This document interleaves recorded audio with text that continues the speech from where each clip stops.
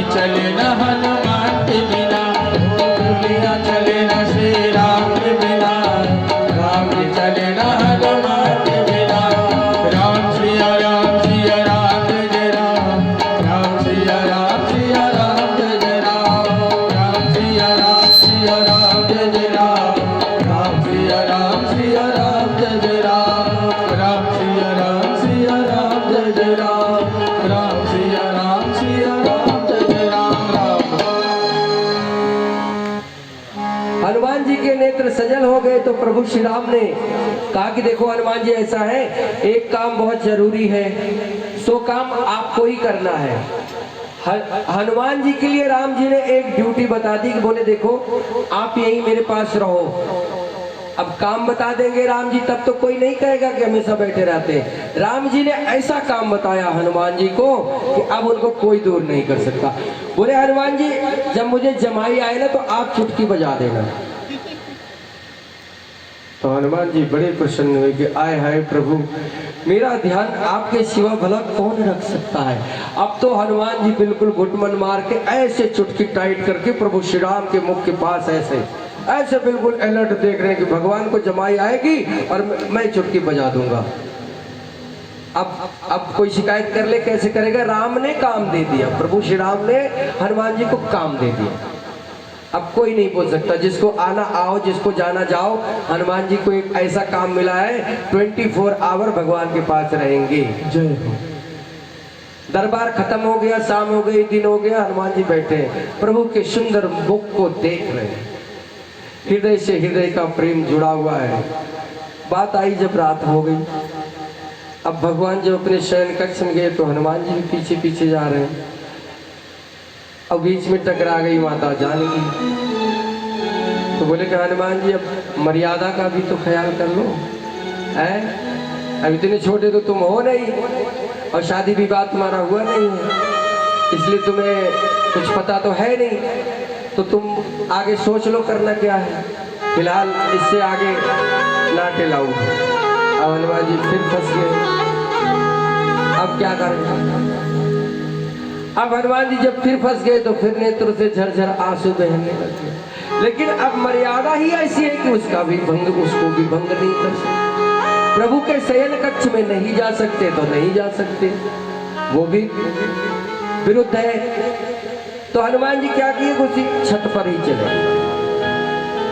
और छत पे बैठ करके वहां चुटकी बजा करके अपना गा रहे हैं, बजा रहे हैं। प्रभु विश्राम किए और जब विश्राम करके वो कानों में हनुमान जी के चुटकी की आवाज आई तो प्रभु जब जमाई लिए तो भगवान का मुंह खुला तो अब बंद ही ना हो। तो माता जानकी देखी तो घबरा गई कि भगवान का तो मुख ही नहीं बंद हो रहा है। फिर ये बात फैलने लग गई तो भरत जी, शत्रुघ्न जी सब आ गए। अब भगवान का मुख ही ना बंद हो, भगवान लीला कर रहे हैं क्योंकि उनका भक्त उनसे दूर है। और उधर हनुमान जी रोए जा रहे हैं, भगवान का नाम लिए जा रहे हैं, चुटकी बजाए जा रहे हैं। अब चुटकी बंद हो तो हनुमान जी भगवान का मुख बंद हो।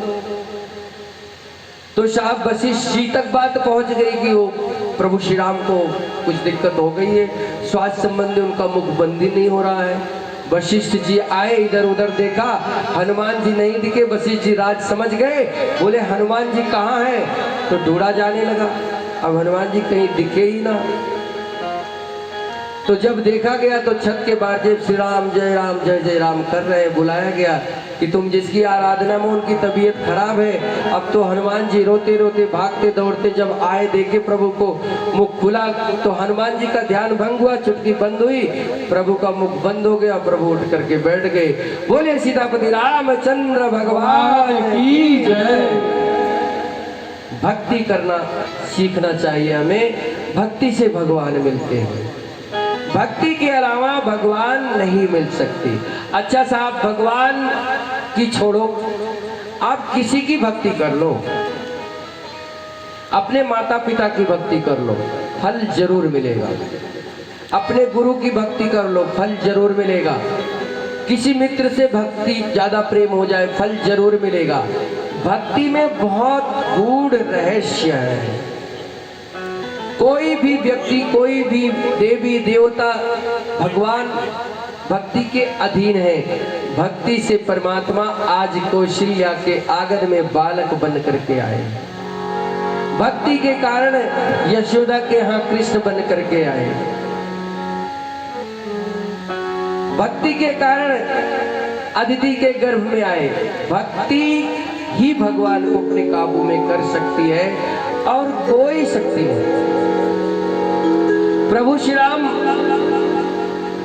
अब धीरे धीरे बड़े हो रहे हैं और अपने मित्रों के साथ जंगल में जाते हैं खेलने, शिकार करने, और फिर धीरे धीरे उनके पढ़ने का भी समय आ गया। लेकिन मेरे भाई बहन, जो जगत का मालिक है, भला उसे पढ़ने की क्या जरूरत है। लेकिन भगवान की एक ही तो बात है, आज भी है, यद्यपि कि भगवान को किसी कार्य को करने की जरूरत नहीं, वो सामर्थ्यवान है, लेकिन वो काम करते हैं। क्यों? क्योंकि जगत के सामने एक आदर्श प्रस्तुत करते हैं। बड़ा गूढ़ बात मैं बोल रहा हूँ। भगवान एक आदर्श प्रस्तुत करते हैं कि देखो मैं कर रहा हूँ तो तुम भी करो, क्योंकि जगत को उन्होंने कर्म के अधीन कर दिया, कर्म प्रधान बना दिया कि तुम जैसा करोगे वैसा भरोगे। इसलिए भगवान काम करके दिखाते हैं। अब इसको व्यवहार में सोचो, व्यवहार में, अपने घर में, अपने परिवार में। कैसे? अगर आप सोचो, ध्यान देना माताओं बहनों, आपकी जिम्मेदारी बहुत बड़ी होती है। खैर आप सभी मुझसे ज्यादा समझदार हैं, मैं तो घर के बाहर ही ज्यादा रहता हूँ। लेकिन मैं ये कहना चाहता हूँ अपने बच्चों के लिए, समझने वाली बात है। यदि आप ये सोचो कि मैं 8 बजे सो करके उठूं और बेटा 5 बजे उठ करके नहा के धो के तैयार हो जाए, तो कदाचित ये संभव होगा नहीं, नहीं, नहीं। आपको पहले उठना पड़ेगा, जो कि आप उठते हैं, करते हैं। यानी बच्चे से भी 1-2 घंटा पहले हमको उठ करके आदर्श प्रस्तुत करना पड़ेगा, उसको दिखाना पड़ेगा, तब वो उठेगा। अच्छा दूसरी तरफ आओ, आप टेलीविजन खोल लीजिए, अब खोल करके दीदी बहनी सखी सहेली कौन कौन से धारक वाहक आते हैं, सास बहू क्या क्या मुझे पता नहीं, सास भी कभी बहू थी। हाँ सास भी कभी बहू थी। तो अगर आप ये चाहो कि सास भी कभी बहू थी, देखो अब बेटे से बोलो, बेटी से बोलो क्या चलो किताब लेकर पढ़ो, संभव है नहीं। हमें भी वहां त्याग करना पड़ेगा, टेलीविजन छोड़ना पड़ेगा, तब हम बच्चे को कह पाएंगे कि पढ़ो। उल्टा ये करो, उल्टा ये करो कि कोई कॉपी किताब लेकर के झूठे मुट्ठे आप भी बैठ जाओ, रामायण लेके बैठ जाओ, भागवत बैठ जाओ, कोई अच्छी नॉवेल लेके बैठ जाओ, कोई और अच्छी किताब लेकर बैठ जाओ, एक उसको दिखाने के लिए, एक आदर्श प्रस्तुत करने के लिए, क्योंकि आदर्श दिखाना जरूरी है। आप आगे आगे चलेंगे तो पीछे वाला आपके पीछे पीछे पीछे पीछे चलेगा। आप मेहनत ना करो, चारपाई पर दिन भर बैठे रहो और ये सोचो कि बेटा बेटी से सारा काम करवा लूं, नहीं होगा। वो आपको जब देखेगा करते हुए ना, तो ऑटोमेटिक वो करेगा कि देखो मम्मी इतना कर रही, पापा इतना कर रहे, तो उसमें भी वो बातें जो हृदय का लगाव है वो जाएगा कि मम्मी पापा इतनी मेहनत करते हैं, हमें भी करना चाहिए। कल एक बहन आई थी मेरे पास, पता नहीं आज आई है कि नहीं आई है। कभी कभी बच्चे हमारी बात नहीं मानते, तो क्यों नहीं मानते? कोई तो कारण होगा। अगर कारण है तो कोई निवारण भी ढूंढना पड़ेगा। अगर अपना बच्चा अपनी बात नहीं मान रहा है तो फिर हमें सावधान होने की जरूरत रहेगी। और वो एकदम से नहीं आप चले जाओगे, वो 25 साल का हो गया अब आपकी बात मानेगा, नहीं। उसके लिए हमें तो बचपन से ही प्रयत्न करना पड़ेगा ना, उसे लाड़ प्यार देना पड़ेगा, दुलार देना पड़ेगा, संस्कार देना पड़ेगा। मेन चीज है संस्कार। तो घर के संस्कार अच्छे हो, उसी के लिए रामायण है, भागवत है, राम कथा है। ऐसे घर के हमारे संस्कार हो, माहौल हो, तो बच्चा अपने आप उसमें ढलेगा। संस्कारों का साहब बहुत फर्क पड़ता है। एक बहेलिया 2 तोते लाया मार्केट में बेचने के लिए, तो दोनों 2 जगह बिक गए। एक तो संत के यहाँ चला गया और एक कसाई के यहाँ चला गया। एक को कसाई खरीद कर ले गया, एक को संत जी ले गए कि हम पालेंगे अपने मंदिर में। अब कसाई जहां अपनी दुकान चलाता था वहां पिंजरे में तोते को टांग दिया, और महाराज जी अपने आश्रम में दूसरे वाले को टांग दिए। तो बाद में उनके संस्कार अलग अलग हुए पक्षियों के। एक बोलता था अरे पकड़ो पकड़ो, मारो मारो, काटो काटो, और एक बोलता था आओ भैया बैठो, सीताराम सीताराम, जल पियो। अब ये क्या है? ये संस्कार है, संगत का प्रभाव है। तो बच्चों को हम जैसे संगति में डालेंगे, जैसा उसको करेंगे वैसे वो होंगे, लेकिन वो त्याग हमें भी करना पड़ेगा, तभी बात बनेगी। तो प्रभु श्री राम के बारे में क्या लिखा है? वो जगत पिता है। उनका संस्कार कैसा है देखो, अभी उनको किसी ने दिया भी नहीं है, लेकिन जगत को आदर्श प्रस्तुत करने के लिए लिखा है कि प्रातः काल उठ के रघुनाथ। अरे महाराज चक्रवर्ती महाराज दशरथ के पुत्र है राम। नौकर चाकर हाथी घोड़े की कमी नहीं है। एक आवाज पे दसियों बीसियों हजारों नौकर नौकरानियां दास दासियां खड़ी हो जाए, लेकिन नहीं, प्रभु श्री राम ने आदर्श प्रस्तुत किया इस जीव जगत के लिए कि प्रातः काल उठ के रघुनाथ और मातु पिता गुरु ना वही माता। राम सिया राम सिया राम, जय जय राम राम सिया राम सिया राम, जय जय राम। ओ आयस मागी करई पुर काजा, देख चरित हर सही मन राजा, देख चरित हर सही मन राजा, देख चरित हर सही मन राजा।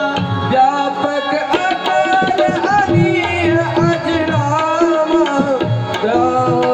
निर्गुण नाम नरूप सिया राम।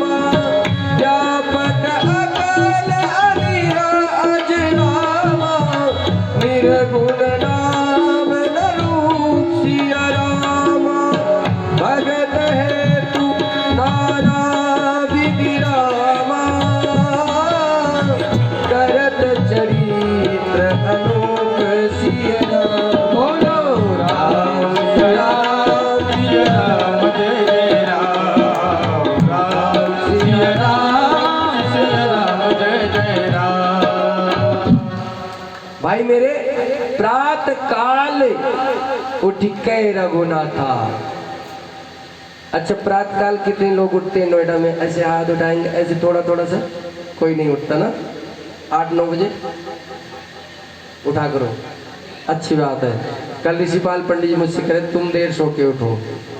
नहीं, मैं देर सो के नहीं उठता हूँ, जल्दी उठना चाहिए। सुबह सुबह जल्दी उठने से क्या होता है कि हमारा जो ये माइंड सेट है ना, फिट हो जाता है। जब तक लोग 8 बजे 9 बजे तक सोएंगे तब तक आप बहुत दूर तक सो जाओगे। और ब्रह्म मुहूर्त में जो है अमृत बेला कहाँ है पूर्वजों से? पहले पूर्वज ब्रह्म मुहूर्त में उठते थे, टहलते थे, घूमते थे, स्वस्थ रहते थे, खुशहाल रहते थे, लंबा जीवन जीते थे। तो प्रभु श्री राम प्रातः काल उठ करके माता पिता और गुरु के चरणों में शीश झुकाते हैं, और जो भी कार्य करना होता है माता पिता की आज्ञा लेते हैं। और प्रभु श्री राम भाइयों के साथ अब और बड़े हो रहे हैं, और विश्वामित्र महामुनि ज्ञानी हैं, जिनका एक आश्रम है जहां तमाम मुनि यज्ञ करते हैं। लेकिन उसमें समस्या आ गई थी। समस्या क्या आ गई थी? कल मैंने तीसरे कारण में बताया था कि पृथ्वी पर समस्या बढ़ गई थी, रावण का अत्याचार बढ़ गया था। विश्वामित्र जहां आश्रम था, जहां महामुनि ज्ञानी सब यज्ञ करते थे, वहां राक्षसों का आतंक बढ़ गया था। क्यों बढ़ गया था कि रावण एक दिन अपने सारे कुटुंबियों को बुला करके बोला कि देखो भाई, पहला काम करो, जहां जहां यज्ञ हवन आदि हो रहे उसे बंद करो। देवताओं को जब भोग फल नहीं मिलेगा वो दीनहीन हो जाएंगे। अब राक्षसों ने क्या किया था कि यज्ञ को नष्ट भ्रष्ट करना शुरू कर दिया था। कभी उसमें विष्ठा फेंक देते, कभी खून फेंक देते, कभी हड्डी फेंक देते, कभी ब्राह्मणों को ऋषियों को खा जाते, चबा जाते, यानी हर तरह से यज्ञ को नष्ट भ्रष्ट करने लगे। इसी बात से लेकर के विश्वामित्र बहुत ज्यादा चिंतातुर हो गए। उनको बहुत चिंता होने लगी। गाधि तले मन चिंता व्यापी। विश्वामित्र जी गाधी के पुत्र थे। उनको चिंता हो गई कि अगर ऐसे ही सब चलता रहा, यज्ञ पूरे नहीं होंगे तो देवताओं को भरण पोषण कैसे होगा और जल कैसे बरसेगा। यज्ञ नहीं होगा तो जल कैसे बरसेगा। यज्ञ से वृष्टि भी होती है, यज्ञ से वृष्टि होती है, वेदों में इसका बहुत वर्णन है। और इस चिंता में विश्वामित्र जी महाराज एक दिन चिंतन करते करते उन्होंने विचार किया। विचार क्या किया, वो खुद त्रैलोकदर्शी थे, वो जानते थे कि परमात्मा आ चुके हैं और अब समय आ गया था कि विश्वामित्र जी को अब महाराज दशरथ के पास आना था। उनके दोनों राजकुमार अब राम लक्ष्मण इस योग्य हो गए थे कि अल्प ही समय में उन्होंने शस्त्र शास्त्र सारी विद्याएं ग्रहण कर ली थी। और विश्वामित्र जी एक दिन सोचते हुए आए महाराज दशरथ के यहाँ, और आने के बाद सरयू में स्नान किया और समाचार भिजवाया महाराज दशरथ के पास। और जब महाराज दशरथ से सुना कि विश्वामित्र जी आए हैं तो भागे भागे दौड़े दौड़े आए और ले जाकर के विश्वामित्र जी को आसन पर बैठाया, उनके चरणों को पखारा, धोया। अब नहीं होता है, देखो अब पता नहीं होता है कि नहीं होता है। पहले प्रथा थी, कोई बहन बेटी जब घर में आती थी ना, कोई गुरुदेव भगवान आते तो उनके चरणों को धोया जाता था। हम लोगों के बचपन तक ये रीति रिवाज चल रहा था, अब खत्म हो गया, अब नहीं है। लेकिन हम है अभी, एक बार फिर उठाओ हाथ, 4 लोग और देखेंगे। बहुत अच्छा, अगर है तो बहुत अच्छा है। इसमें एक गूढ़ तत्व है, इसमें एक गूढ़ तत्व है, और वो गूढ़ तत्व क्या है कि ईश्वर अंश जीव अविनाशी। जीव तो ईश्वर का ही अंश है, तो जल बाल्टी भर के हो या बूंद हो या सागर हो, आप उसमें भिन्नता कैसे कर सकते हैं। यानी अगर आप ईश्वर के अंश हैं तो आप ईश्वर समान ही हैं। इसलिए गोस्वामी जी महाराज लिखते हैं कि सिया राम मैं सब जग जाने, सिया राम मैं सब जग जाने, करो प्रणाम जोरी जोग पानी, करो प्रणाम जोरी जोग पानी। एक चौपाई गोस्वामी जी महाराज की गूढ़ रहस्य से भरी हुई है। एक तरफ करे ईश्वर अंश जीव अविनाशी, जीव अगर ईश्वर का अंश है, जल जल की बूंद बाल्टी भर के हो, बूंद हो, सागर हो, कोई भिन्नता नहीं है। तो ईश्वर का अंश अगर जीव है तो ईश्वर और जीव में, आत्मा परमात्मा में भेद नहीं है मेरे भाई बहन, ये गूढ़ तत्व है। तभी गोस्वामी जी कहते हैं कि सीय राम में, सभी को सीता राम में जान करके सभी को हाथ जोड़ करके प्रणाम करो, सभी को, सभी में राम के दर्शन करो। और अगर ऐसा हो जाए तो ये धरती स्वर्ग बन जाए। चलो ज्यादा नहीं कर सकते तो अपनों को तो कर ही सकते हो, जो आपसे चिरे परिचित है और लोग करते ही हैं, ये बड़ा गूढ़ रहस्य है। लेकिन अगर सभी को अपने यहाँ देखो, अपने संस्कार में हाथ जोड़ करके प्रणाम करना लिखा है। क्यों? हाथ जोड़ने का अर्थ है एक तो प्लस माइनस मिल रहा है, नहीं समझ में आ रहा है? आ रहा है ना? हाँ, हाथ जोड़ने से आपका लेफ्ट और राइट एक तो ये मिलता है, दूसरा आपकी नम्रता विनम्रता दिखती है। देखो साहब, नम्र और विनम्र ये होना बड़ा मुश्किल है। आपके पास विद्या आ गई, बुद्धि आ गई, बल आ गया, धन आ गया, कार आ गया, तब अहंकार जरूर आएगा। और जब अहंकार आएगा तब भगवान को आप खटकने लगेंगे, क्योंकि वो देते चले गए, आप करते गए, वो देते गए। कार आई तो अहंग नहीं आना चाहिए, अहंकार नहीं आना चाहिए। अहंग आते ही आप भगवान को खटकने लगेंगे, क्योंकि भगवान का एक नाम हरि है। हरि, हा का मतलब अहंकार, हरि का मतलब दुश्मन। भगवान अहंकार के दुश्मन है। किसी भक्त में जीव में जब अहंकार होता है तो भगवान उसके पतन करने का रास्ता बनाने लगते हैं। इसलिए अहंकार से बचना है। और जब तक अहंकार, तो नम्रता विनम्रता अगर बनी रहे तो और आप पाते हुए चले जाते हैं। लेकिन जब अहंकार आ जाता है तो समझ लो कि अब आपका स्टेज ये लास्ट है, इसके आगे आपको नहीं मिलना है, अब इससे घटना है। यही समाज में ही लोग आपसे चिढ़ने लगेंगे, जलने लगेंगे, दूर जाने लगेंगे, कटने, अरे बोलेंगे बड़ा घमंडी आदमी, छोड़ो उसे, छोड़ो, अरे ऐसे ही चलो ठीक है। और कोई आपको नम्र विनम्र व्यक्ति मिलेगा तो नहीं बड़ा अच्छा आदमी, वो बड़ा अच्छा आदमी है। नीचे वाले ऊपर वाले अलग अलग थोड़ी है। राम जिस पर कृपा करते हैं नीचे वाले भी उस पर करते हैं। राम जिस पर कृपा करेंगे वो आपको नम्र विनम्र जरूर मिलेगा। जा पर कृपा राम कर होई, ता पर कृपा करें सब कोई। एक भजन में 2 दिन से गाने की कोशिश कर रहा हूं, तो आज जरूर गाऊंगा। अभी विश्वामित्र जी पहुंच गए, महाराज दशरथ उनके चरण पखार करके उनको बैठा रहे हैं, उनको आसन दिया, उनको प्रणाम किया, उनको जो भी उनका भाव है भाव से उनकी सेवा करते हैं। सुनो, बड़ा बड़ा सुंदर भजन है। एक भक्त ने राम जी को चैलेंज कर दिया, सभी सुने, बड़ा मस्त भजन है।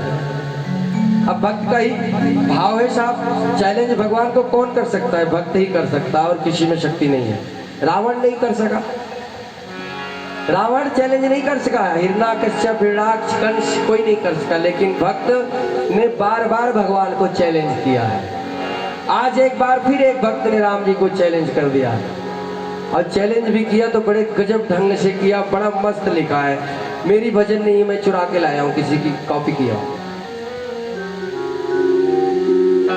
मैंने सुना, मुझे अच्छी लगी तो मैंने कॉपी कर लिया, और प्रिय बहुत है। कई बार होता ना, हम रोज रोज मंदिर जाते, माथा मारते, माथा टेकते, काम नहीं होता, क्रोध आ जाता है। आना चाहिए। जब ठाकुर जी को सब कुछ मान लिया और बात नहीं बन रही है तो क्रोध आना स्वाभाविक है, दिल टूटेगा और नाराज तो होगे। तो ऐसे ही एक भक्त नाराज हो गया साहब, तो कह रहा है भगवान से कि अब की पुकार जो सुनोगे नहीं दीनानाथ, तो चतुर किसी पंडित से नोटिस निकलवाऊंगा, और नोटिस बनाम रामचंद्र वल्द दशरथ जू, लिख के ठिकाना अयोध्या में भिजवाऊंगा।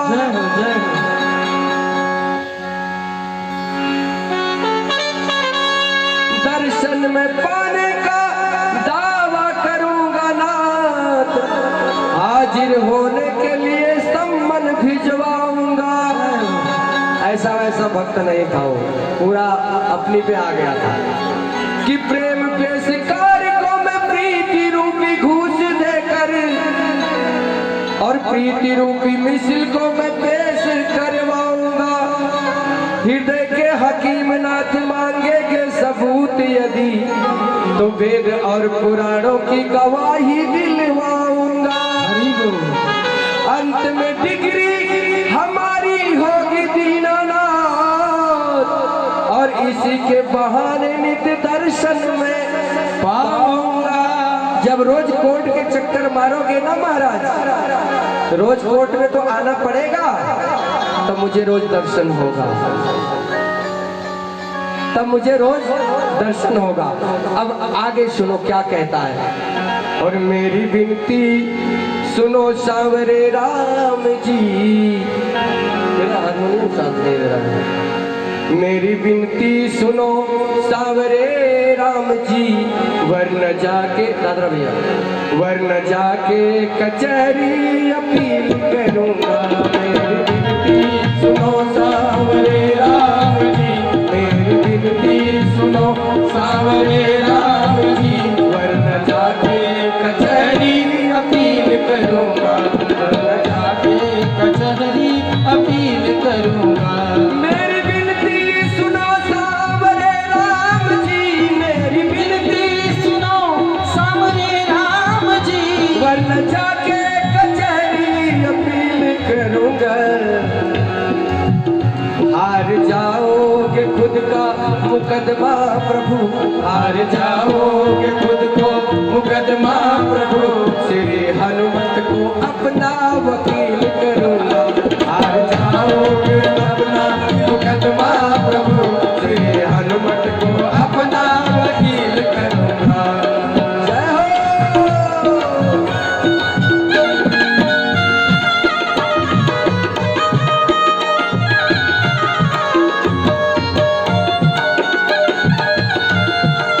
जय हो।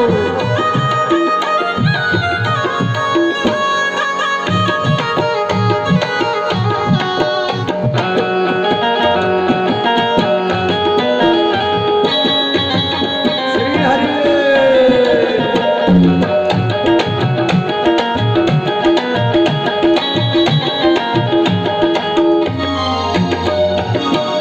दीनों का दुख हरा दीन बंधु हुए, दीनों का दुख हरा दीन बंधु हुए, कृपा दुखियों पे की करुणा सिंधु हुए। दुखियों की करुणा सिंधु हुए। दीनों का दुख हरा दीन बंधु हुए, कृपा दुखियों पे की करुणा सिंधु हुए। मुझ दुखी की दशा आपको ना दिखी, मुझ दुखी की दशा आपको ना दिखी, यही कह के सभा में जलील करूंगा, यही कह के सभा में जलील करूंगा। मेरी विनती सुनो सांवरे राम जी, मेरी विनती सुनो सांवरे राम जी, वरन जाके कचहरी अपील करूंगा, वरन जाके कचहरी अपील करूंगा। मेरी विनती सुनो सांवरे राम जी, मेरी विनती सुनो सांवरे राम जी, वरन जाके कचहरी अपील करूंगा, वरन जाके कचहरी अपील करूंगा, वरन जाके कचहरी अपील करूंगा। हार जाओगे खुद का मुकदमा प्रभु, हार जाओगे खुद का मुकदमा प्रभु, श्री हनुमत को अपना वकील करूंगा। हार जाओगे अपना मुकदमा प्रभु, श्री हनुमत को अपना वकील जय हो। करूंगा।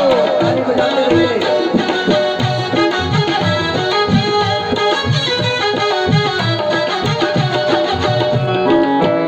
हाय हाय।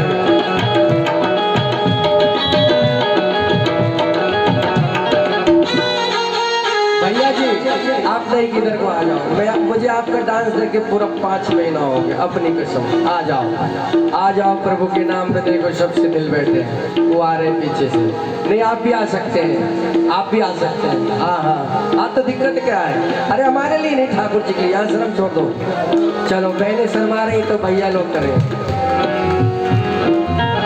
हार जाओगे अपना मुकदमा प्रभु, श्री हनुमत को अपना वकील करूंगा।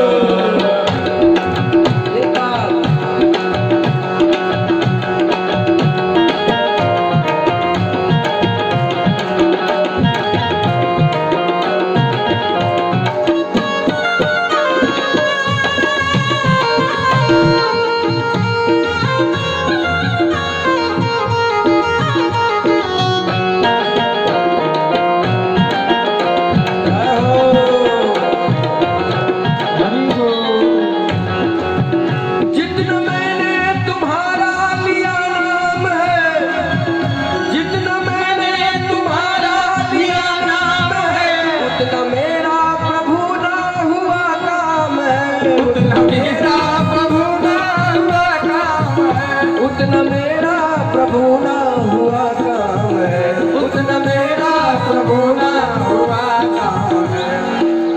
सामना जिस दिन होगा हमारा प्रभु, सामना जिस दिन होगा हमारा प्रभु, सामने आपके मैं दलील रखूंगा, सामने मैं दलील रखूंगा। सामना जिस दिन होगा हमारा प्रभु, सामना जिस दिन होगा हमारा प्रभु, सामने आपके मैं दलील रखूंगा।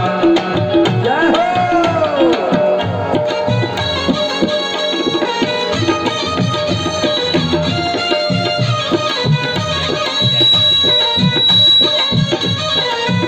हरि बोल।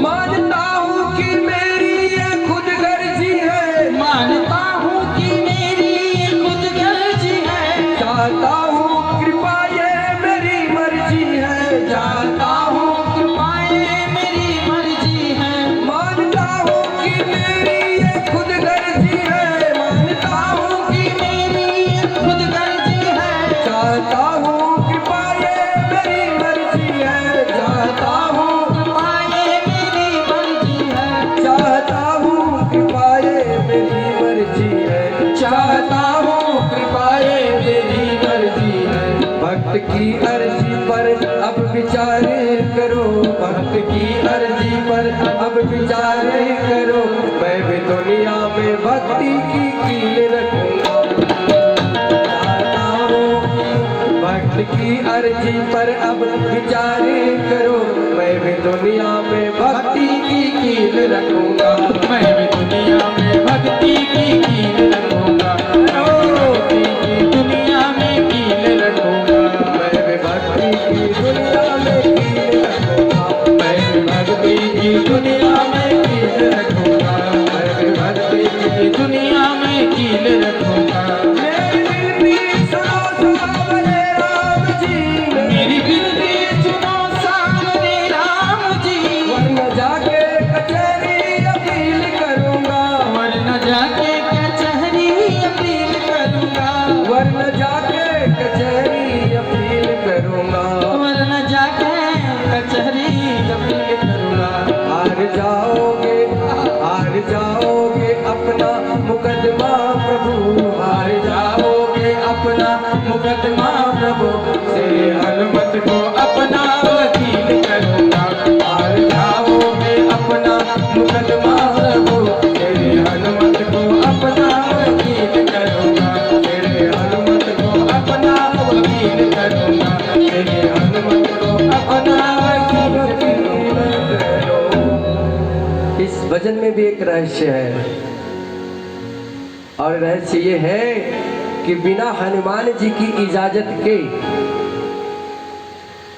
राम दुआरे तुम रखवारे, और होत न आज्ञा बिनु पैसारे। आप राम जी के पास बिना हनुमान जी की इजाजत के नहीं जा सकते, इसलिए आपकी हनुमान जी की भक्ति की जरूरत पड़ेगी। हनुमान जी प्रसन्न होंगे, दरवाजा खोलेंगे, रास्ता देंगे, तब श्री राम जी के पास जा पाओगे। अब क्या करोगे? अब ऐसे विधान है, ऐसी व्यवस्था है, राम दुआरे तुम रखवारे, होत न आज्ञा बिनु पैसारे। तब इसीलिए वो भक्त कह रहा कि हनुमान जी को ही मैं अपना वकील करूंगा, तो आप तब हमें दर्शन दोगे। तो ये बड़े रहस्य की बातें हैं। विश्वामित्र जी आए और महाराज दशरथ ने उनका बड़ा सम्मान किया। तो जाहिर सी बात है कि आप किसी के पास जाओगे तो आदमी जानता है कि कुछ शायद इनको मुझसे काम हो और मैं इनकी कोई मदद कर सकता हूँ, कर सकती हूँ। तो आदमी पूछता है कि बताओ बताओ, कुछ कोई बात है, कोई काम तो नहीं है, मेरे लायक कुछ हो तो बताओ। तो महाराज दशरथ ने भी सादर हाथ जोड़कर और महाराज विश्वामित्र से पूछा, क्योंकि विश्वामित्र अकारण तो नहीं आएंगे,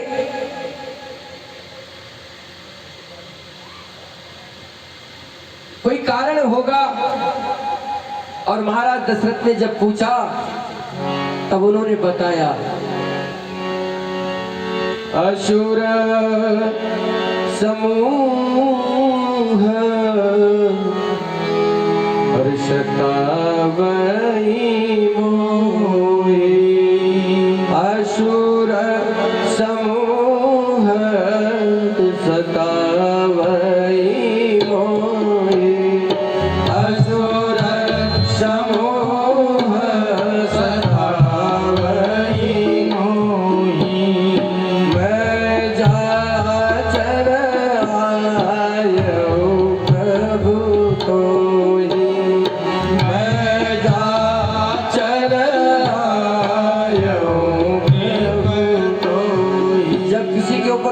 बने रहो प्रभु बने रहो। जब किसी के ऊपर दुख होता है ना तो करुणा का भाव आ ही जाता है। अरे किसी को रोज राक्षस मार रहे, गाली दे रहे, उसका यज्ञ भंग रहे, बाण चला रहे, तीर चला रहे, विश्वामित्र जी दुखी हैं। और 57 शब्द लिखा है गोस्वामी जी ने, तभी विश्वामित्र जी कह रहे असुर समूह सतावई मोहि, असुर समूह सतावई मोहि, मैं जाचर आयो प्रभु तोहि, मैं जाचर आयो प्रभु तोहि, अनुज समेत देहुर रघुनाथा, अनुज समेत देहुर रघुनाथा, निश्चर बदाम हो बसनाथा, निश्चर बदाम हो बसनाथा। एक बार मेरे ब्रजेश भैया के लिए जोरदार ताली बजा दीजिए।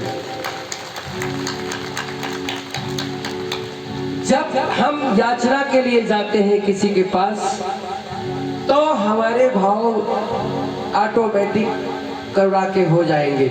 और विश्वामित्र जी तो दुखी हैं, कह रहे असुरों का समूह, कोई एक असुर नहीं, असुर समूह सतावई मोहि, असुरों का समूह मुझे सता रहा है, परेशान कर रहा है। और हे राजन, इसीलिए मैं आपको पूछने आया हूँ, जांचने आया हूँ, आप कृपा करके अपने दोनों पुत्र राम और लक्ष्मण को मुझे दे दीजिए, सो मैं असुरों का वध करके जो आज अनाथ हूँ मैं सनाथ हो जाऊं। महाराज दशरथ को काटो ना तो खून नहीं, बस इतना बोलने से। अगर महाराज दशरथ को काटो तो खून नहीं, वही चक्रवर्ती सम्राट दशरथ जिनका इंद्रलोक में वैभव है, इंद्रलोक में भी उनको बुलाया जाता था, दिग्विजयी थे। और अभी वशिष्ठ विश्वामित्र जी को कह रहे थे, महाराज बोलो समस्या क्या है, हमारे लायक हो महाराज, कुछ बताओ। और जैसे ही विश्वामित्र जी ने कहा कि राम लक्ष्मण को मुझे दे दीजिए, दशरथ जी अब बोलना बंद। ऐसा होता है, ऐसा होता है, जनरली होता है और जरूर होता है, लेकिन ऐसा होना नहीं चाहिए। सबसे मेरा आग्रह है, आजकल ये सब बहुत बढ़ गया है, लोग मुंह पे कुछ बोल देंगे, अरे हाँ ठीक है आप बढ़ो, चलो अभी चलो, और खास करके धर्म के मार्ग पर, हाँ हाँ अरे हम साथ हैं कोई बात नहीं। और जब समय आएगा ना तो फोन करते रह जाओगे, उठाएंगे नहीं। और 2-4 दिन बाद अगर उठा भी लिए गलती से, अरे यार बस ना वो हॉस्पिटलाइज हो गई, और वो कोर्ट, और ये तारीख, और वो और ये। अरे पहले क्या जरूरत थी ये सब कहने की, पहले ही तुम ऐसे हाथ जोड़ लेते कि भैया देख यार मैं दुखी फंसा हूँ, थोड़ा परेशानी याद चल रही मेरे साथ, सो मैं अभी ये नहीं कर सकता। वो उसी समय बुरा मान जाएगा। आप अपनी परेशानी भी बता सकते हो, झूठा आश्वासन नहीं देना चाहिए। अगर आप झूठा आश्वासन किसी को देते हैं तो वो और ज्यादा फंस जाता है, वो फंस जाता है। अगर आप उसी समय हाथ जोड़ लो तो नहीं बिगड़ेगा कुछ, लेकिन जब आप झूठा आश्वासन देते हैं और मौके पर उसके साथ नहीं खड़े होते हैं तो ये और ज्यादा अधर्म है, और ज्यादा बुरा है। इसमें उसी समय पल्ला झाड़ लो, उस समय वो बुरा मान जाएगा, हमेशा के लिए मान जाएगा, सब चलेगा, लेकिन झूठा आश्वासन मत दो। आप कुछ भी बता दो, कोई भी बहाना बना दो या जो मर्जी जो बता दो, साफ साफ बता दो, लेकिन झूठा आश्वासन मत दीजिए। महाराज दशरथ अभी कहते जा रहे थे कि हाँ महाराज बताओ बताओ, आप हम आज्ञा करो, आप बता देते, मैं चला आता, जो मांगते सो देता। अब उन्होंने जैसे कहा राम लक्ष्मण को दे दो, तो महाराज दशरथ को काटो तो खून। अब खून क्यों नहीं कि चौथे पन पायऊ सूत चारी। अरे भैया, जिसको बुढ़ापे में पुत्र मिला हो और 10 साल 12 साल 15 साल हुआ हो, फिर कोई आए बोले भैया हमको दे दो, राघव को मैं न दूंगा। जय हो। मुदिनाथ मरते मरते राघव को मैं न दूंगा। मुदिनाथ मरते मरते राघव को मैं न दूंगा। मुदिनाथ मरते मरते मेरे प्राण ना रहेंगे, मेरे प्राण ना रहेंगे।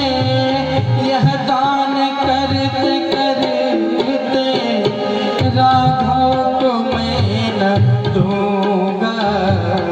भोलेनाथ मरते मरते राघव को मैं न दूंगा। भोलेनाथ मरते मरते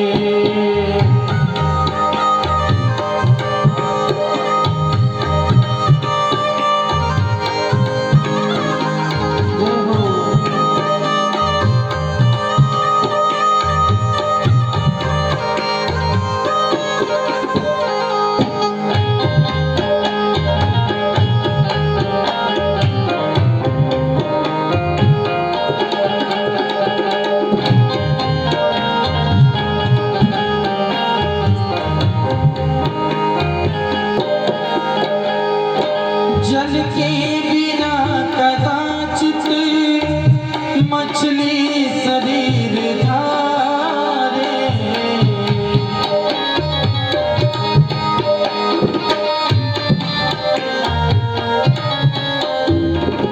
जल के बिना कदाचित मछली शरीर धारे।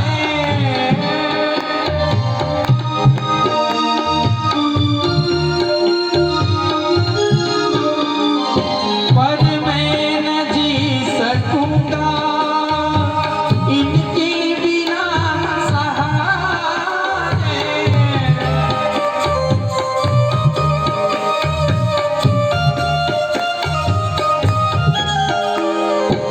कौशिक सिहर रहे हैं, कौशिक सिहर रहे हैं। मेरे अंग डरते डरते राघव को मैं न दूंगा। भोलेनाथ मरते मरते राघव को मैं न दूंगा। भोलेनाथ मरते मरते मेरे प्राण ना रहेंगे, मेरे प्राण ना रहेंगे। यह दान करते करते राघव को मैं न दूंगा। भोलेनाथ मरते मरते राघव को मैं न दूंगा। भोलेनाथ मरते मरते, भोलेनाथ मरते मरते।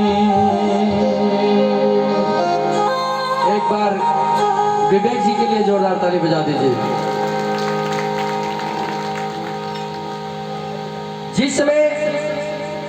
मनु शत्रुपा के रूप में महाराज दशरथ और कौशल्या ने भगवान की तपस्या की थी। जब भगवान प्रकट हुए थे तो वरदान मांगा था कि एक तो मुझे आप सुध के रूप में मिलिए, प्राप्त होइए।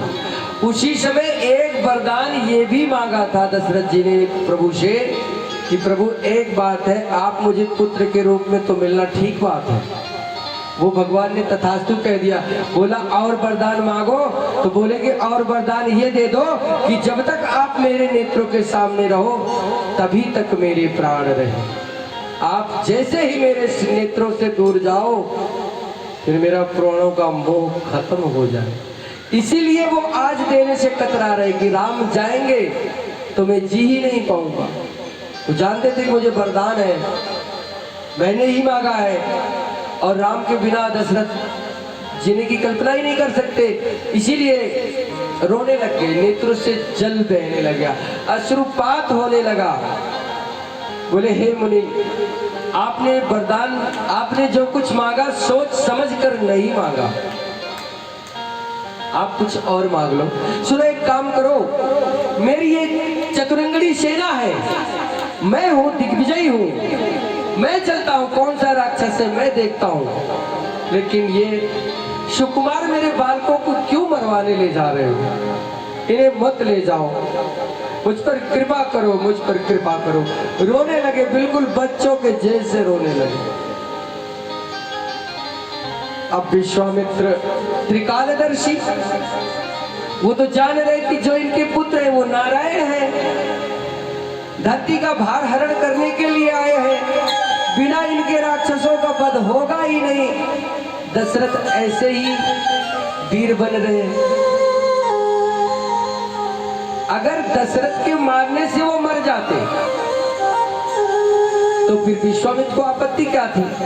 लीलाएं तो निर्धारित है ना भाई, निश्चित है ना, और भगवान की लीलाओं को मुनि महात्मा जान जाते हैं, साधारण व्यक्ति नहीं जान पाता है। विश्वामित्र जान रहे हैं कि कड़ियां कैसे कैसे जुड़ेंगी, वशिष्ठ जान रहे हैं, लेकिन महाराज दशरथ नहीं जान रहे। वो पुत्र मोह में है, अज्ञान में है, और इसीलिए वो बार बार हट कर रहे हैं कि आप मुझे ले चलो, देखो मेरे पुत्रों को मत ले जाओ। अब खैर मेरे तो आंसू नहीं आ रहे हैं, लेकिन महाराज दशरथ उस समय रो रहे थे, बहुत विकल हो गए थे, विह्वल हो गए।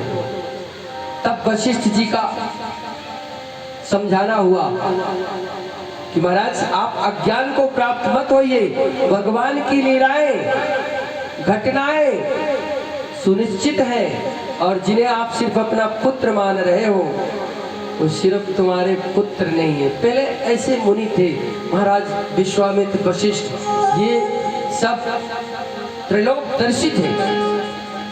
इन्हें आज का, पीछे का और आने वाले कल का भान था।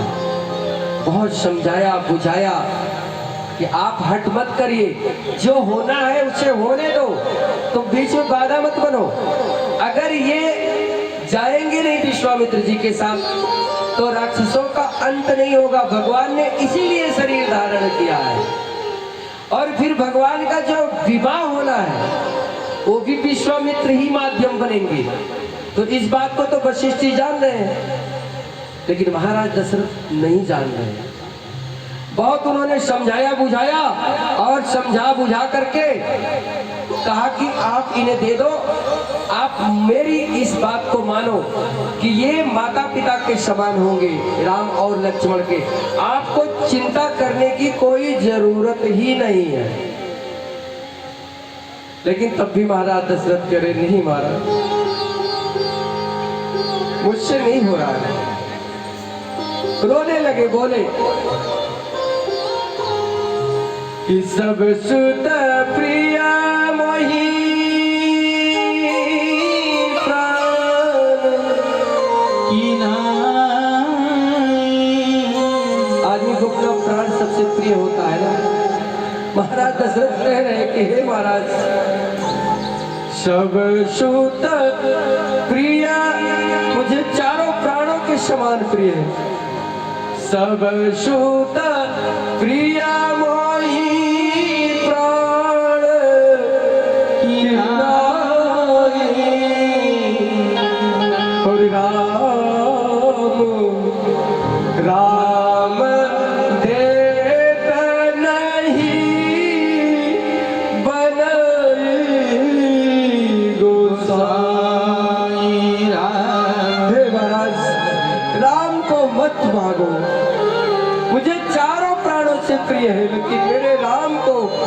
मुझसे मत मांगो, मुझसे नहीं होगा, मुझसे नहीं होगा।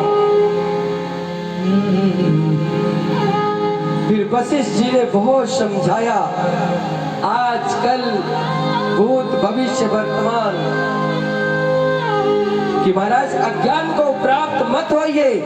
विश्वामित्र जी कोई साधारण नहीं है, ये भगवान की इच्छा से ही आए हैं। और जिन्हें आप अपना पुत्र समझ रहे, वो पार ब्रह्म परमेश्वर स्वयं जगत पिता श्री राम है। उन्होंने अपनी इच्छा से अवतार लिया है, उनको बहुत सारे काम करने हैं और आप उसमें रोड़ा बन रहे हो।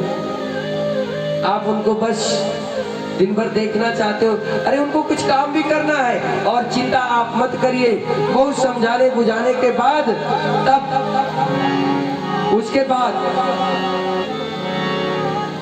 महाराज दशरथ ने अति आदर दौतने बुलाए, हृदय लाई बहुभांति। किसी तरह आंसू पोंछते हुए बड़े आदर भाव के साथ राम और लक्ष्मण को बुलाया, हृदय से लगाया और बहुत ज्ञान भरी शिक्षा की बातें दी कि देखो महाराज विश्वामित्र का ध्यान रखना, इनका आदर करना, इनकी सेवा करना। फिर अश्रुपात होने लगा। विदाई के समय ना, विदाई का क्षण बार बार हृदय में जब प्रेम उमड़ता है तो आंसू अपने आप नेत्रों से आते हैं। फिर महाराज दशरथ रोने लगे और कहते हैं, मेरे प्राण नाथ सुत दो,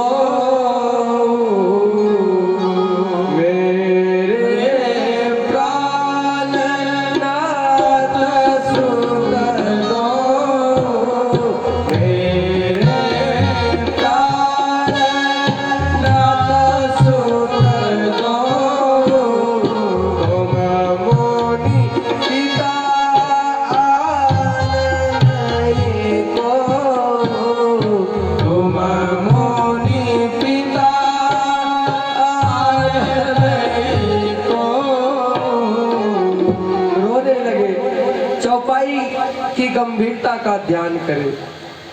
चौपाई बड़े गंभीर भाव में है, कह रहे मेरे प्राणनाथ। समझना इस बात को, मेरे प्राणनाथ किसको कह रहे हैं? मेरे प्राणनाथ। प्राणनाथ तो पति को कहा जाता है, भगवान को कहा जाता है, स्वामी को कहा जाता है। मेरे प्राणनाथ। फिर आगे लिखा है सुत दो, है ना? मेरे प्राणनाथ सुत दो। गोस्वामी जी ने लिखा कितना गहरे भाव से है। वो कह रहे हैं कि नाथ शब्द विश्वामित्र जी के लिए आया है और प्राण शब्द राम और लक्ष्मण के लिए आया है और मेरे दशरथ के लिए आया है। दशरथ जी कह रहे हैं विश्वामित्र जी से, हे नाथ, ये जो दोनों सुत है, दोनों पुत्र है, ये मेरे प्राण है। अभी आदि चौपाई का भाव हुआ, मेरे प्राण नाथ सुत दो। फिर करे तुम मुनि पिता आनंद को। आदि चौपाई में कह रहे, हे मुनीश्वर, तुम मुनि पिता, हे मुनीश्वर, आप ही अब इनके पिता हैं, अब कोई नहीं है। अब मैं अपने इस प्राणों को, प्राण समान पुत्रों को आपको मैं समर्पित कर रहा हूं। अब आप जानो और आपका जाने काम। रोते बिलखते और महाराज दशरथ ने राम और लक्ष्मण को दे दिया है महाराज विश्वामित्र को। सौंपे भूप ऋषि सुत बहुविधि देयसी। जननी भवन गए प्रभु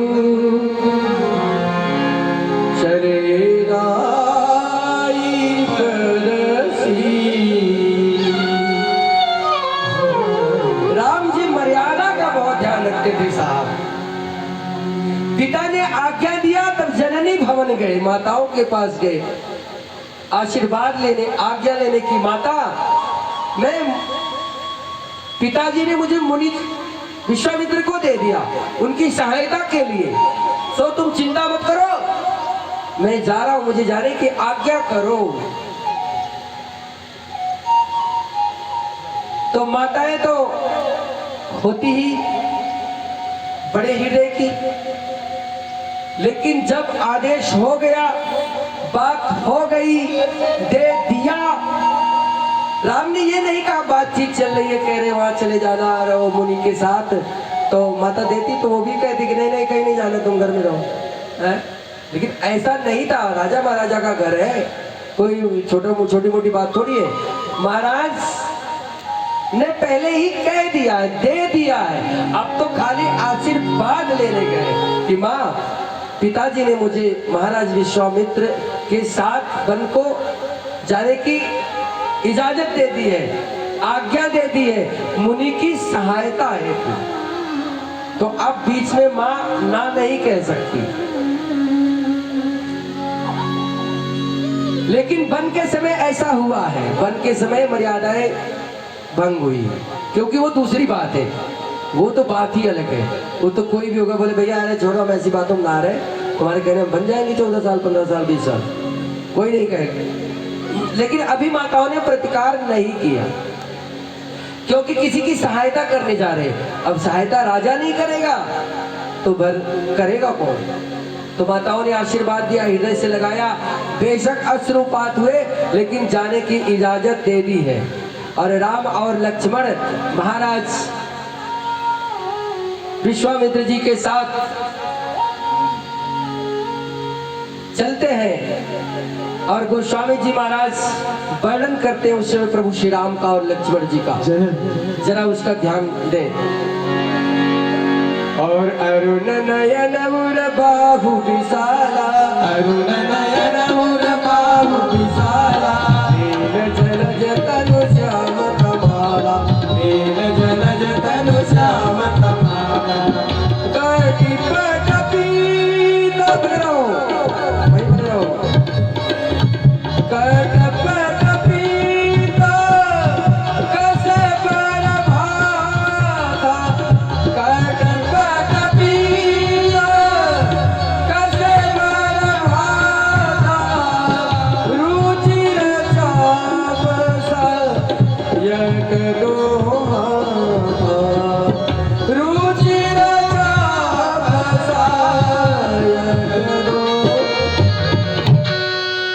उन्होंने वर्णन किया कि अरुण नयन, उनके नेत्रों का वर्णन कर रहे, बड़े बड़े मोटे मोटे नयन। माननीय प्रवीण शर्मा जी जो हमारे अग्रज है, बड़े भाई के तुल्य है, और श्रीमान पवन राज सिंह जी PNI न्यूज के आप सीनियर एडिटर हैं, पधारे हैं, आपका स्वागत है।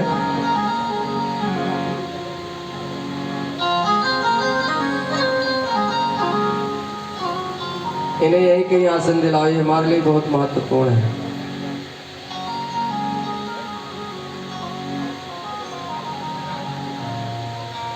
और बड़े भगवान के अनुरागी हैं।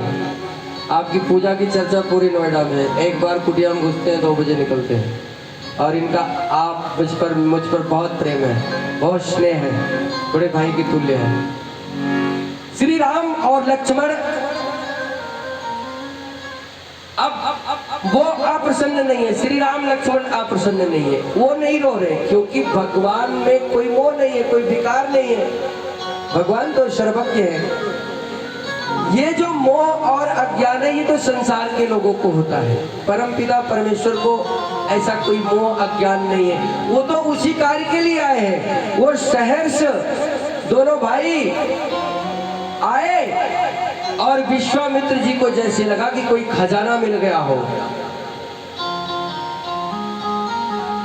उनको लगा कि जैसे कोई खजाना लग गया हो। तब विश्वामित्र जी ने राम लक्ष्मण के बारे में कहा कि प्रभु ब्रह्मान्य देव में जाना,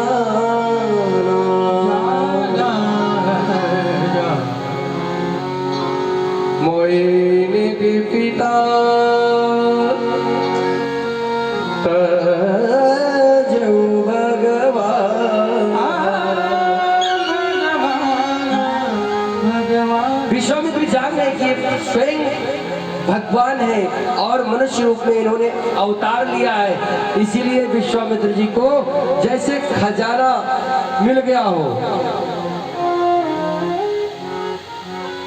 रास्ते में जा रहे हैं विदा लेकर के, और ना भूख ना प्यास। अब यहां से भगवान की एक और लीला का शुभारंभ हो रहा है। जिस लिए आए थे एक और बड़ा गूढ़ रहस्य है जो रामचरितमानस में वर्णन है।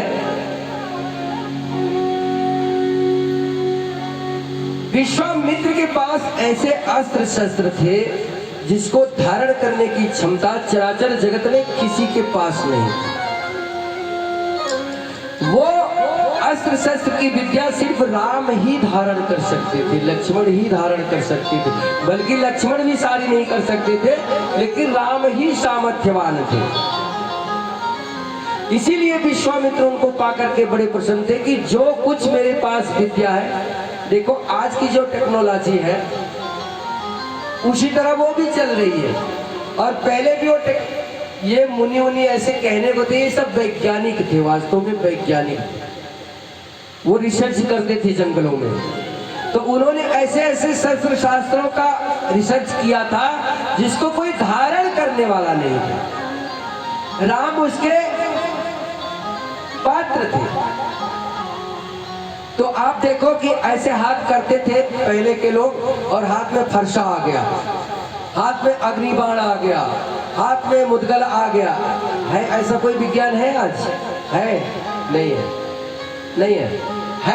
आज भी आज का विज्ञान है, मिसाइल है, ये है, वो है, लॉन्चर है, लेकिन वो सब गाड़ी चलेगी, जाएगा, ट्रक पे लोड होगा, वहां लगेगा, वो होगा, तब होगा। वो तो बस ऐसे हाथ करते थे, आ गया जी, चला दिए, चला गया जी। तो वो ऐसे अस्त्र शस्त्र थे जो राम के अलावा कोई धारण नहीं कर सकता था। सो राम को पात्र जानकर विश्वामित्र जी ने राम को समर्पित कर दिया। आयुध सर्व समर्पित प्रभु निज आश्रम आवी, कंदमूल फल भोजन दीन भगतीत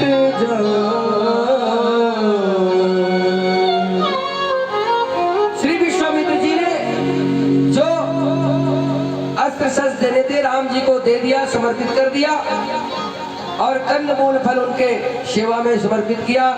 राम जी ने शब्द शिरोधार्य किया, और इसके बाद प्रातः होने के बाद तब उन्होंने कहा कि ऐ प्रभु, अब आप निर्भय होकर के जाओ और यज्ञ करो। कि प्रातः कहा मुनि सुने रघुराई, प्रातः कहा मुनि सुने रघुराई, निर्भय क्या करो तुम भाई, निर्भय क्या करो तुम भाई, निर्भय श्री राम जी को सारे युद्ध आयुध मिल गए, और उन्होंने विश्वामित्र जी से कहा कि प्रभु अब आप जाकर के निर्भय होकर के यज्ञ करिए, और मैं देखता हूं। राम और लक्ष्मण धनुष तान करके खड़े हो गए।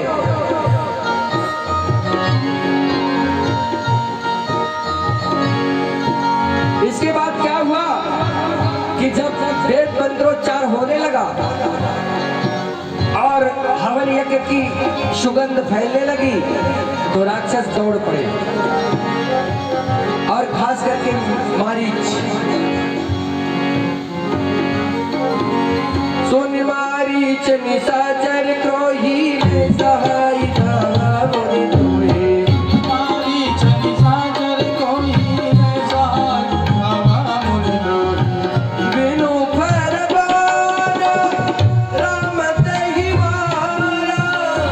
तीनों परवान राम में ही मारा सत जो जन का सागर पार सत जो जन का सागर पारा पावक सर सुबाहु पुनि मारा पावक सर सुबाहु पुनि मारा हरो जन साचर कट को राम और लक्ष्मण बाण लेकर के धनुष बाण लेकर के चौकन्ने होकर के खड़े हो गए। मुनि यज्ञ करने लगे। राम ने कहा प्रभु गुरुवर अब आप यज्ञ करिए, निर्भय होकर निश्चित होकर मेरे रहते आपकी यज्ञ को कोई आँच नहीं आएगी, कोई आपका कुछ बिगाड़ नहीं पाएगा। और जैसे यज्ञ शुरू हुआ, वेद मंत्रोच्चार शुरू हुआ, यज्ञ का धुआं आकाश मंडल में गया। राक्षसों को जब लगी उसकी खुशबू तो आए मारीच और शुबाहु। तो श्री राम को दया आई मारीच पर। उन्होंने सोचा अगर फर वाला बाण मारेंगे, समझना मेरे भाई बहन, राम दयालु है। राक्षस को जो यज्ञ को नष्ट कर रहा है उसको प्राण हत्या के बजाय बिना फर वाला बाण मारते हैं। और वो बाण जाकर के मारीच को जब लगता है तो वो जाकर के 100 योजन पार सागर के पार गिरता है, क्योंकि फर उसमें नहीं है। वो बाण के वेग से और जाकर के दूर गिरता है। 7 योजन गा सागर पारा, सैकड़ों योजन सागर के पार जाता है। और शुबाहु को फिर उन्होंने मारा और असुरों को मार करके द्विजों को निर्भय बना दिया। और ऊपर से देवता आकाश मंडल से जय जयकार कर रहे हैं और पुष्पों की वर्षा कर रहे हैं और श्री राम की जय बोल रहे हैं। बोलिए श्री रामचंद्र भगवान की जय। अच्छा, एक भजन ना इधर के मिजाज की होगी, मथुरा वृंदावन वाली, अयोध्या वाली से हट के, क्योंकि यहाँ के लोग ना इधर ज्यादा भाव में है कन्हैया के। वो तभी नृत्य करते हैं जब कन्हैया के भजन होते हैं। तो अब मैं कन्हैया के भजन सुनाऊंगा। सुनाएंगे विवेक जी आप? सुनाइए सुनाइए, ऐसी सुनाइए कि इनका मन झूम जाए।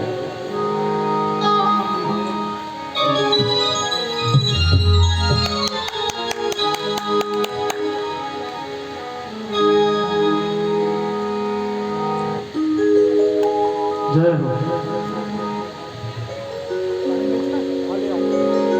बोल बाकी बिहारी लाल की जय हो। प्रेम से बोलिए बंसी वाले की जय। माननीय प्रवीण जी से आग्रह है, ये सीटें खाली है, आप आराम से बैठिए। कौन जी आराम से बैठे बैठे जी। वृंदावन के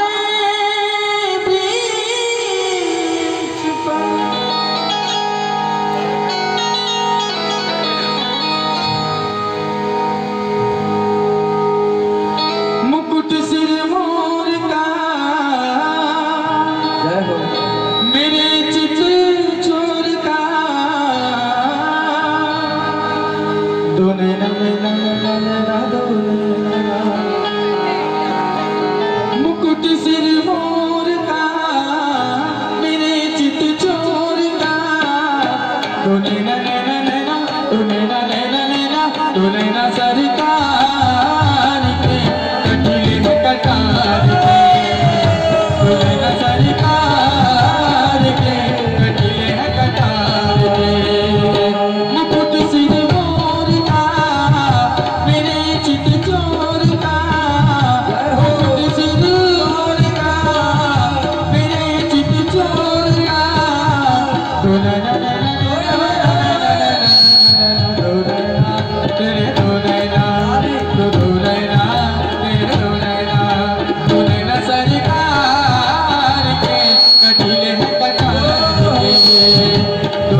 सरकार के कटिले हैं श्री राधा।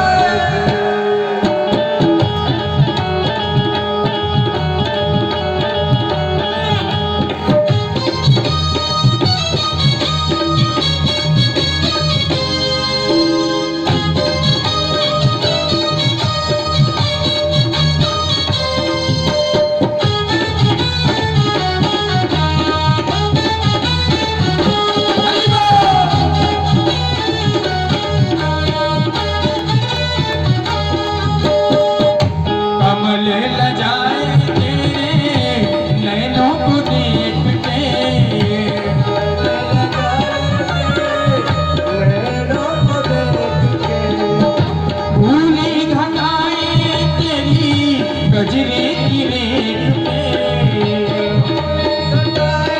तेरी गजरे की रेत से। ये मुखड़ा निहार के सोचा जाऊं वार के ये मुखड़ा निहार के तू नैना नैना नैना तू नैना नैना नैना तू नैना सरकार के कदिल है कटार के तू नैना सरकार के कदिल है कटार राधा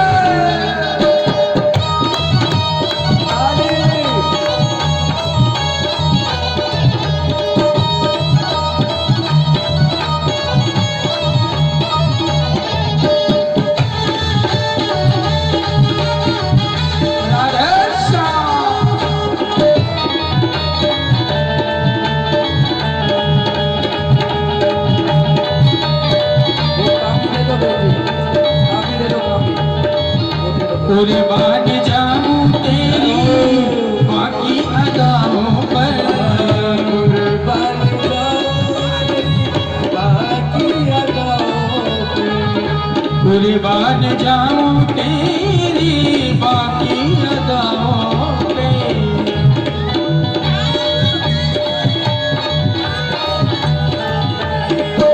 पास मेरे आ जा तो भर लो मैं बाहों में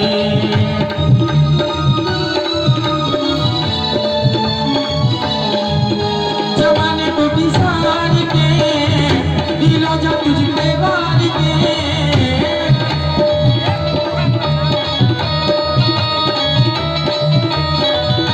तू नैना नैना नैना तू नैना नैना नैना तू नैना सरकार के कटिले हैं कटार के तू नैना सरकार के कटिले हैं कटार के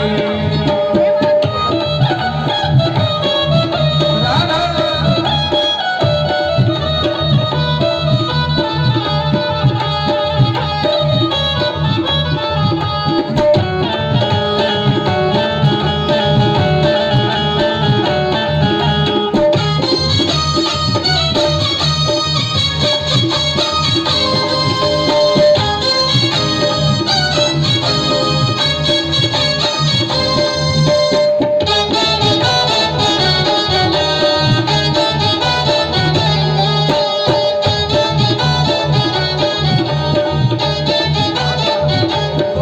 ये बिहारी नहीं तुलना तुम्हारी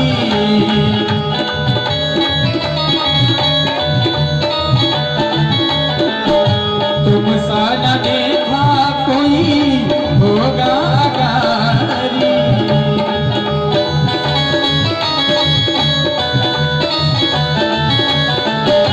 दीवानों ने विचार के कहा है ये पुकार के दीवानों ने विचार के कहा है ये पुकार के तूने ना ना ना ना ना ना ना ना तूने ना तूने ना तूने ना तूने ना तूने ना सरकार के कटिले हैं कटार के तूने ना सरकार के कटिले हैं कटार के मुकुट सिर मोर का मेरी चित चोर का मुकुट सिर मोर का मेरी चित चोर का तूने ना नैना नैना तूने ना नैना नैना तूने ना सरकार के कटिले हैं कटार के तूने ना सरकार के कटिले हैं कटार के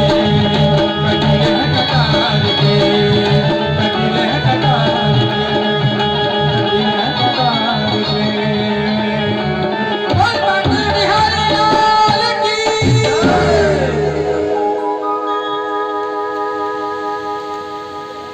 श्री बालाजी सेवा समिति की तरफ से कुछ निवेदन आए हैं, इस निवेदन को स्वीकार करें।